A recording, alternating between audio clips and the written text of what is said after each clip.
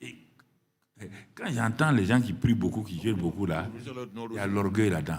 Tout le temps, ils vont présenter le nombre de jours, les fatigues. Il y a l'orgueil là-dedans. Même si la personne n'est pas consciente, là, elle est orgueilleuse. Si tu brandis le nombre de jours, de prières et de jeûnes là, il y a l'orgueil là-dedans. Et tu veux influencer Dieu, que Dieu n'a qu'à voir. Celui-ci là n'a pas jeûné.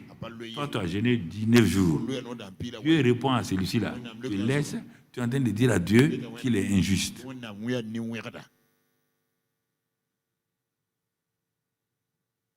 Il est injuste. Ne parlez pas de vos jours de jeûne, des jours de prière. Mais quand on dit publiquement, là on sort de l'orgueil. Quand on dit 40 jours de prière pour chose, là c'est public. Mais ta vie personnelle là, ne révèle pas ça à quelqu'un. Mon frère, il y a quoi? Ouh, je suis à mon 20e jour de prière. Je suis la montagne. Hein? Tu vas descendre. Satan t'attend dans la vallée. Il te laisse jouir des congés pascal, des congés, je ne sais pas, sur la montagne. Il va t'attendre dans l'hiver de Noël. Avec la neige là-bas. Il y a des choses où on ne peut pas en parler. On dit même ta main droite ne peut pas savoir ce que ta main gauche donne. On te dit des choses, petites choses, mais toi tu fais le contraire. Ça bloque ta vie.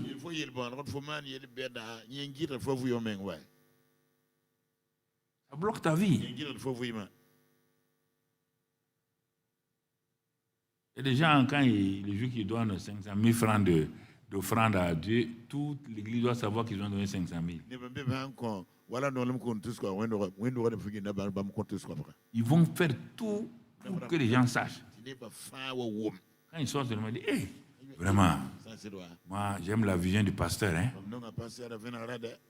Il a dit on doit construire le hall des héros des vainqueurs, héros de la foi.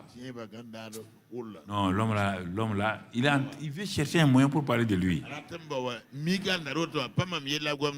Non. Nos parents spirituels, ils ont la vision même. Comment? Ils ont la vision. Regarde, un homme comme moi, je n'ai jamais tenu même 100 000 francs dans la main. Mais dès qu'il a parlé du hall des héros, il ne sait pas, c'est des zéros, des héros, il ne sait pas. Dès qu'il a dit ça là, moi j'ai mis ma foi en application. Et j'ai eu 500 000. Je suis venu donner. La Bible dit, dès qu'il a donné ça, la récompense reste sur la terre. Il est content maintenant. Ah bon? Tu as donné 500 000? Oui, mon ami. Les jours qu'il devait les 500 000 là, j'ai transpiré, sué, pleuré. J'avais des problèmes. Ma mère était malade. Mon oncle n'avait pas de vélo. Ma grand-mère était...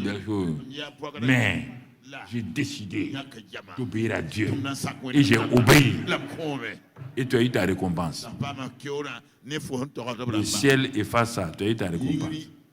Et écrit dans la Bible, c'est pas moi qui le dis. Il y a des choses que vous prenez pour annuler votre vie et ça ne marche pas. Mais quand on décide de faire une chose publique, là on lève les voiles dessus et on avance. Donc tu vois, bon, si on s'arrête, on fait un petit résumé de ça.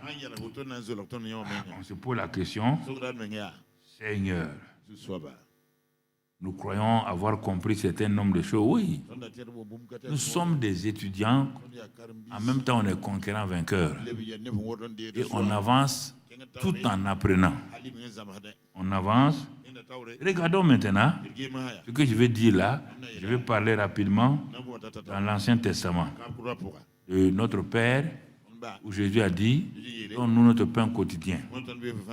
Regardons en matière d'eau. On doit demander, oui, allons dans ce passage-là, dans le livre de l'Exode,